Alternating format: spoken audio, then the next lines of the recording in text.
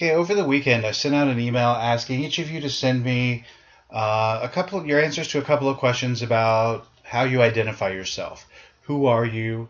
What do you use to identify yourself? What makes you you? How are you different from everyone else on the planet? And some adjectives that you would use to define yourself. This is a questionnaire that asks some similar style questions, but different questions. And I'm just going to go through them quickly. In a face-to-face class, I had students click anonymously so we can kind of start getting a different view of students. Because if your class is anything like the two face-to-face classes I'm teaching, a lot of the questions that I'm now going to ask about identity are things that you may or may not have included in your definitions that you emailed to me. So some of the questions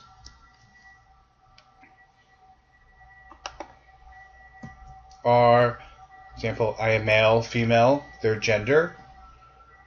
A lot of people do mean to say I'm, a 35-year-old father, but you use words indicating your gender, but you don't really state it. So is that something, gender identification is something that you would need to identify yourself? What about if you were asked to identify yourself as a woman or a girl, a man or a boy? How would your answer be at this point in your life? 5 years down the road, 5 years ago. Your relationship at the university. Are you a student, professor? What about regional? Throughout the United States, your identity from the part of the country you come from. Lots of people will identify themselves as, oh yeah, I'm from the South. Then they will identify maybe a state or something else, but regional identity is somewhat of an important identity. Teenager, in your 20s, in your 30s, in your 40s, higher. Did you give your age when you emailed me how you defined yourself?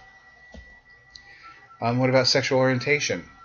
Is that something that you would immediately offer up in identification, in identifying yourself? Are you married, single, divorced, or widowed? If you're anything like the students in class, they all were concerned and upset that I didn't have interrelationship here. And that's because I was looking at very much the idea of marriage. This is defined as marriage, and if you're not married, you are single. Maybe you may, in a long-term relationship. You may think of yourself as married, blah, blah, blah, but if you don't have the piece of paper from the state of Florida saying that you are indeed married, then you're single. What about nationality? Do you tend to think of yourself as American, European, Asian, African, or whatever nationality you may have? And we talked about this in class that generally speaking, as we are in our own country for the most part, then we tend to not use this as an identifying characteristic. But if we were to find ourselves in a bar in Budapest and we run across another American, suddenly our identity of being an American becomes much more important.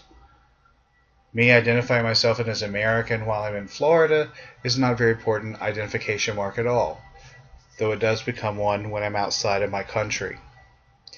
What about being introverted or extroverted? Introverted meaning more timid, shy, looking inward, and extroverted, outgoing, boisterous, social.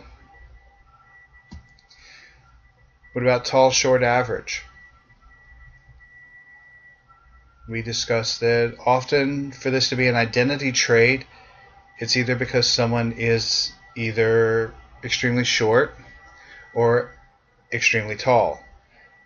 That most of us who fit into the average category, height is never an identifying trait for us.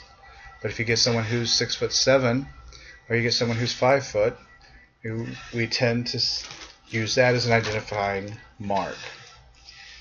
What about your handedness? Did you think to mention whether you were left-handed or right-handed? Ability to speak languages. Do you speak one language, two, more than two? Do you consider yourself a person with an accent, a person without an accent, or a person with a little bit of an accent? In a class, in two of the classes that did this, I will say that the vast majority chose B.